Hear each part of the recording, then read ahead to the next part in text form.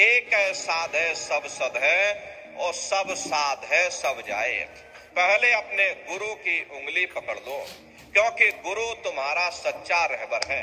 भगवान राम ने भी गुरु किया, भगवान कृष्ण ने भी गुरु किया। गुरु बिन भव निज तरह न कोई। बगैर गुरु के तुम्हारी ये जीवात्मा इस भव सागर से पार नहीं जा सकती। गुरु गोविंद दो खड़े काके लागू पाई, और बलिहारे गुरु आपने जिन गोविंद दियो बताई। महिमा उन्हीं की है जिन्होंने गोविंद को लखा दिया। इसीलिए गुरुर ब्रह्मा गुरुर विष्णु गुरुर देवो महेश्वर, गुरुर साक्षात पर ब्रह्म तस्मै श्री गुरुवे नमः। तीन लोक नौ खंड में गुरु से बड़ा न कोई, करता करे न कर सके और गुरु करे सो कोई। इसलिए प्रेमी भाई बहनों, साधना करने से पहले जय गुरुदेव नाम का सुमरन सभी नए प्रेमी भाई बहन करिएगा। सुमरन करने के बाद में फिर आप लोग ध्यान पर बैठिएगा।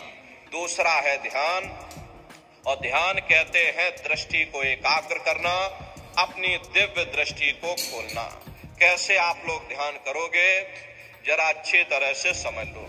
अपने अपने घरों में पलथी मार करके बैठ जाना, आंखों को धीरे से बंद कर लेना। दोनों आंखों के मध्य भाग में दूर सामने देखिएगा, सामने आपको अंधेरा दिखाई पड़ेगा। बस उसी अंधेरे में एक जगह पर आप अपनी दृष्टि को एकाग्र करिएगा। होशियारी यही रहे कि आंखों की पुतलियां हिलने ना पाए। शुरुआती समय में ये आंखों की पुतलियां अंदर अंदर हिलेंगी, लेकिन जब आप अभ्यास करोगे, करत करत अभ्यास दे, करत करत अभ्यास दे, जड़मत होत सुजान। जब अभ्यास करते रहोगे तो आंखों की पुतलियां हिलना बंद हो जाएंगी। तो दूर सामने अंधेरे में एक जगह पर अपनी दृष्टि को एकाग्र करिएगा, या उस अंधेरे को आप देखते रहना। दृष्टि अपने आप अंधेरे में एकाग्र हो जाएगी। उस समय किसी के बारे में सोचना नहीं, किसी के बारे में विचार मत करिएगा। ये विचार करने की आदत हमारे अंदर पहले से पड़ी हुई है। हम किसी भी व्यक्ति को देखते हैं, देखने से पहले ही हम उस व्यक्ति के बारे में विचार करने लग जाते हैं। ये जो विचार हैं, यही ध्यान में बाधक हो जाते। कोशिश ये करना, जब आप ध्यान पर बैठो, मन में कोई विचार ना आने पाए। निर्विचार हो करके, शून्य हो करके बस सामने उस अंधेरे को आप देखते रहना। देखते देखते देखते देखते आपकी दृष्टि अंधेरे में एकाग्र हो जाएगी, और जैसे ही आपकी दृष्टि उस अंधेरे में एकाग्र होगी तो सुई की नोक के बराबर काले में भी काला बिंदु, बड़ा चमकीला बिंदु होगा, तारे की तरह चम चम चम चम चमकेगा, वो सामने आपको दिखाई पड़ जाएगा। जब वो चमकदार बिंदु सामने दिखाई पड़ जाए, तब आप अपनी दृष्टि को उस बिंदु पर एकाग्र कर देना।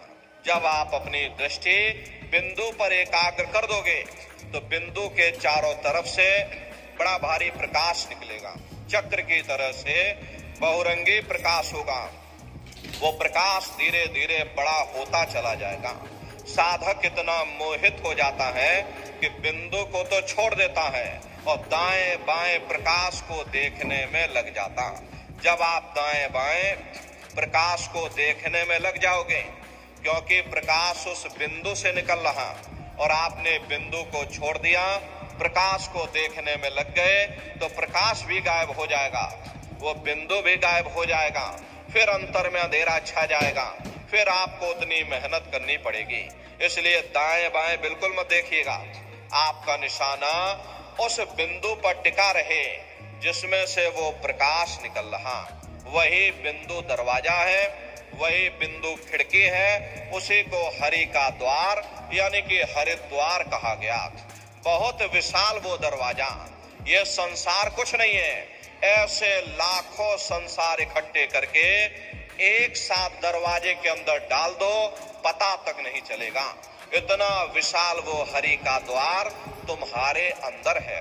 एक छोटे से बीज को लेकर के हम आपसे कहें कि इस बीज के अंदर बहुत विशाल वृक्ष है, तो आप भरोसा नहीं करोगे।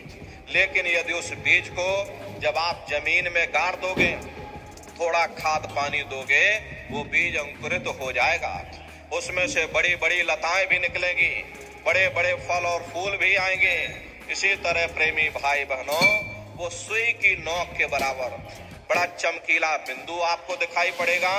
जब अपनी दृष्टि को उस बिंदु पर एकाग्र कर दोगे और वो बिंदु जब दरवाजा खुलेगा, अंड खंड ब्रह्मांड के दर्शन होंगे। तो प्रेमी